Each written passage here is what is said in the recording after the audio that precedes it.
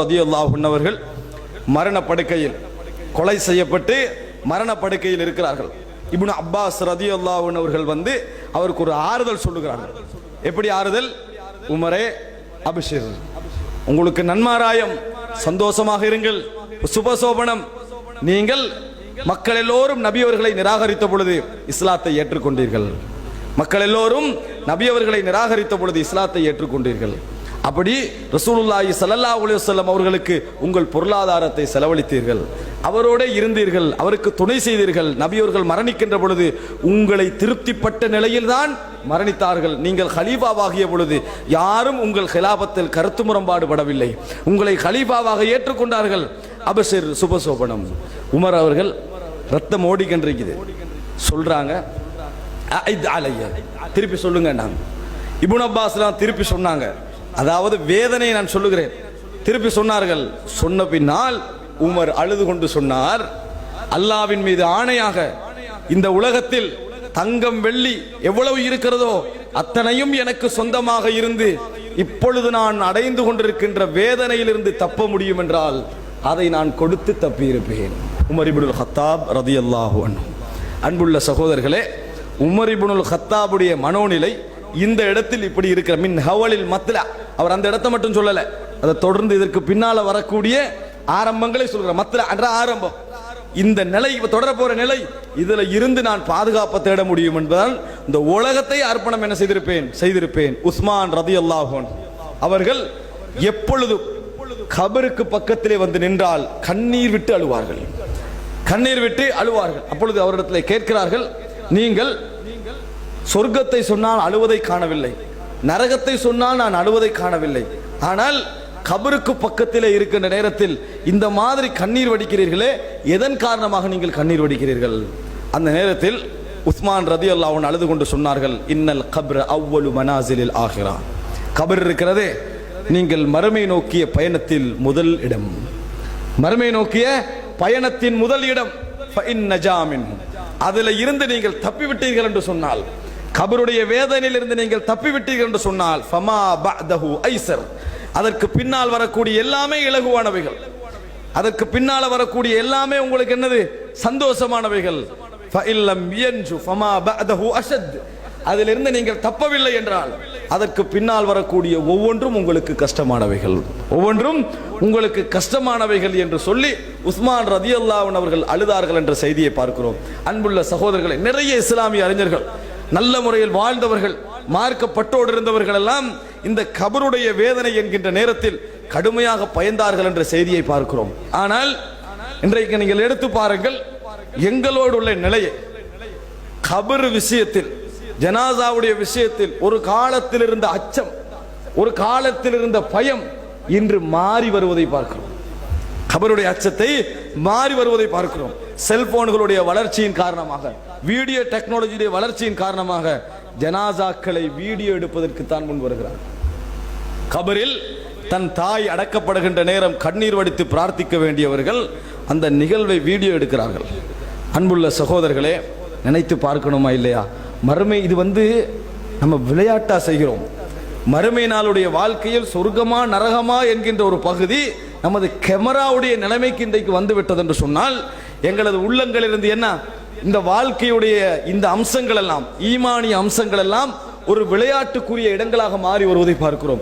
இவ்வளவு பெரிய இறையச்சமுடையவர்கள், மார்க்கப்பட்டுள்ளவர்கள் எல்லாம் கபருடைய வேதனையை நினைக்கின்ற பொழுது கண்ணீர் வடிக்கிறார்கள் என்று சொன்னால், அழுகிறார்கள் என்று சொன்னால், ஏன் நாங்கள் இதை சிந்திக்கிறோம் இல்லை? ரசூலுல்லாஹி ஸல்லல்லாஹு அலைஹி வஸல்லம் அவர்கள் ஒரு கபருக்கு பக்கத்தால் நடந்து அதாவது கபர் அடக்கப்பட்டவுடன் அந்த கபருக்கு பக்கத்தால் செல்லுகிறார்கள். அந்த நேரத்தில் சொல்லுகிறார்கள், அதாவது சலூலஹுல்லாஹு தஸ்பீத், அவருக்காக வேண்டி நீங்கள் இப்பொழுது உறுதிப்பாட்டை கேளுங்கள், உறுதிப்பாட்டை அவரிடத்தில் கேளுங்க, அல்லாஹ்விட்ட கேளுங்க, அல்லாஹ் அவருக்கு உறுதியை கொடு, தஸ்பீத்தை கொடு என்று துஆ கேளுங்கள். ஏன் தெரியுமா? ஃபஇன்னஹுல் ஆன யுஸ்அல், அவர் இப்பொழுது விசாரிக்கப்பட்டு கொண்டிருக்கிறார், அவருக்கு விசாரணை நடந்து கொண்டிருக்கிறது.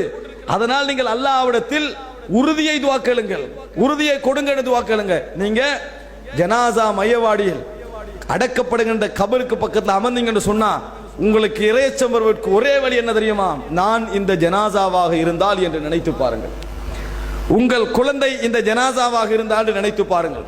அன்புள்ள சகோதரர்களே, ஹசனுல் பஸரி ரஹிமஹுல்லா அவர்கள் ஒரு வீதியில் நின்று கொண்டிருக்கிறார்கள். ஜனாசா போகிறது. எப்படியெல்லாம் அவர்கள் யோசித்திருக்கிறார்கள். ஜனாசா வந்து போகுது. இப்போ பக்கத்தில் உள்ள சகோதரை பார்த்து கேட்கிறார், இந்த ஜனாசாவுக்கு அல்லாஹு தாலா ஒரு சந்தர்ப்பம் கொடுத்து திருப்பி உயிரை கொடுத்தால் அவர் எப்படி வாழுவார்?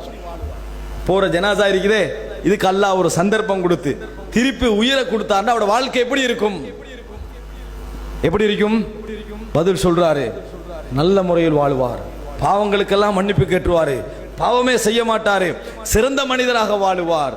திருப்பி கேட்கிறாரு, அந்த சந்தர்ப்பத்தை அல்லாஹ் அவருக்கு கொடுப்பானா?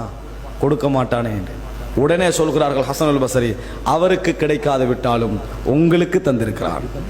அல்லாஹு தாலா அவருக்கு அந்த சந்தர்ப்பத்தை கொடுக்காது விட்டாலும் இப்போ உங்களுக்கு அதை தந்திருக்கிறான்.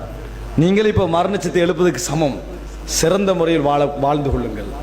சிறந்த முறையில் உங்களை என்ன செய்யுங்க, அதாவது அவரை மரணித்து திருப்பி எடுத்தது போன்ற ஒரு உணர்வை என்ன செய்தார், அந்த இடத்திலே அவர் கொடுத்தார். அன்புள்ள சகோதரர்களை, ஒவ்வொரு ஜனாசாவையும் நாங்கள் அப்படி காணுகின்ற பொழுது இந்த சந்தர்ப்பத்தில் நான் இந்த ஜனாசாவாக இருந்து இந்த வாழ்க்கை அல்லாஹ் எனக்கு திருப்பி தந்திருந்தால் நான் எப்படி வாழ்ந்திருப்பேன்னு நீங்க நினைச்சு பாருங்க.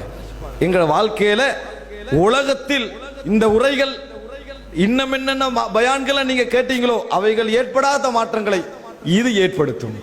இந்த என்ன செய்யும், ஏற்படுத்தும் என்பதை புரிந்து கொள்ளுங்கள். ரசூலுல்லாஹி ஸல்லல்லாஹு அலைஹி வஸல்லம் அவர்கள் விசாரணையை சொல்லிவிட்டு சொன்னார்கள், யுஸப்பித்துல்லாஹு அல்லதீன ஆமனு பில் கௌலி ஸாபித். அல்லாஹ் தஆலா கபரிலே, அதை விளக்கம் சொல்றாங்க ரசூலுல்லாஹ், அல்லாஹ் தஆலா கபரிலே உறுதியான வார்த்தைகளை கொண்டு முஃமின்களை உறுதிப்படுத்துவான், முஃமின்களை கபரிலே உறுதிப்படுத்துவான் என ரசூலுல்லாஹி ஸல்லல்லாஹு அலைஹி வஸல்லம் ரசூல் ஸல்லல்லாஹு அலைஹி வஸல்லம் குர்ஆனை ஓதி விளக்கம் சொன்னார்கள் என்ற செய்தியை பார்க்கிறோம்.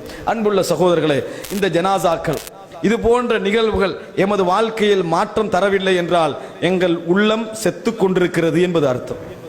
எங்கள் உள்ளம் செத்து கொண்டிருக்கிறது என்பது அர்த்தம். ஏனென்றால் உரைகளும் மார்க்க வழிகாட்டல்களும் இது போன்ற ஞாபகங்களும் எங்களில் மாற்றம் கொண்டு வருவதெல்லாம் எங்கள் உள்ளத்துடைய ஈரத்தை வைத்துத்தான். எப்படியெல்லாம் நாங்கள் சடவாதத்தோடு கலந்து உலக வாழ்க்கையோடு கலந்து இந்த உள்ளம் ஈரம் காய்ந்து கொண்டு போகிறதோ உரைகள் குறைந்து கொண்டே போகும்.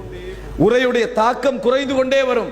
கடைசியில் ஃபலா யஅரிஃபு மஅரூஃபா வலா யுன்கிரு முன்கரா, எந்த நன்மையையும் அடையாளம் கண்டு கொள்ளாது, எந்த தீமையும் வெறுக்காது.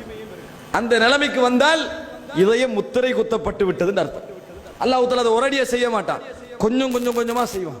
அதற்கு பின்னால் 1000 ஜனாசாக்கள் உங்களுக்கு படிப்பினை தராது, 1000 மரணங்கள் உங்களுக்கு படிப்பினை தராது, 1000 சக்கராத்துடைய வருத்தங்கள் உங்களுக்கு படிப்பினை தராது. கல்லிதயமாக மாறி இருப்போம், கல்லிதயமாக நாங்கள் மாறி இருப்போம். அல்லாஹ் தஆலா சொல்றானே, கல்லா பல் ரான அலா குலூபிஹிம் மா கானூ யக்ஸிபூன், அவர்கள் சம்பாதித்துக் கொண்டிருந்தவைகள் அவர்களது உள்ளங்களிலே என்ன செய்து விட்டன, கரைபடிந்து விட்டன. அன்புள்ள சகோதரர்களே, இன்னொரு செய்தியை சொல்லி நான் இந்த இடத்திலே முடித்துக் கொள்கிறேன். ரசூலுல்லாஹி ஸல்லல்லாஹு அலைஹி வஸல்லம் அவர்கள் மறுமை நாளுடைய ஒரு விஷயத்தை சொல்லுகின்றார்கள்.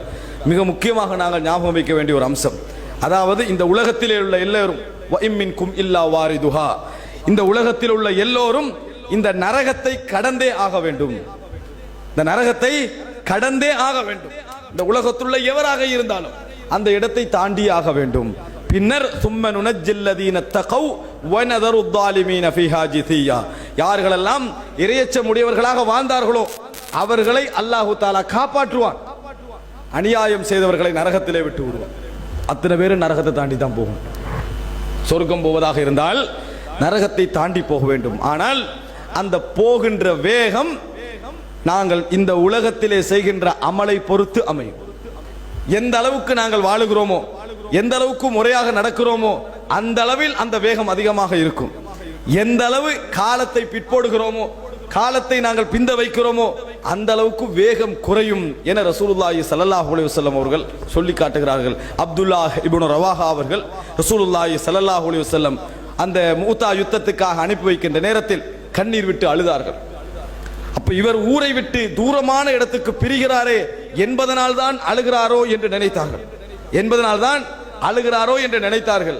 அந்த நேரத்தில் இதுக்கு அழுகிறீங்களான்னு கேட்டு, அதற்காக வேண்டிய அளவில்லை, நான் அதற்காக வேண்டிய அளவில்லை, நான் இந்த ஜிஹாதில் உயிர் கொடுத்து போராடி கொல்லப்பட்டாலும் நான் நரகத்தை தாண்டித்தானே சொர்க்கம் செல்ல வேண்டி இருக்கிறது என்பதை நினைத்துத்தான் கண்ணீர் வடிக்கிறேன் என்று சொன்னார். அதை தாண்டித்தானே நான் சொர்க்கம் செல்ல வேண்டி இருக்கிறது என்பதை நினைத்துத்தான் கண்ணீர் வடிக்கிறேன் என்று சொன்னார்கள். அன்புள்ள சகோதரர்களே, எனவே எங்களது வாழ்க்கையில் நல்ல மாற்றங்கள் வர வேண்டும் என்றால் இது போன்ற மறுமையோடு, மரணங்களோடு, எமது மரணத்துக்கு பின்னால் உள்ள நிகழ்வுகளோடு சம்பந்தப்பட்ட விடயங்களை எங்கள் வாழ்க்கையில் நாங்கள் மனதிலே பதிய வைத்துக் கொள்ள வேண்டும். அன்பின் இஸ்லாமிய உறவுகளே, அனைத்து விதமான இஸ்லாமிய காணொளிகளையும் பார்வையிட நமது சேனலை சப்ஸ்கிரைப் செய்து எம்மோடு இப்போதே இணைந்து கொள்ளுங்கள்.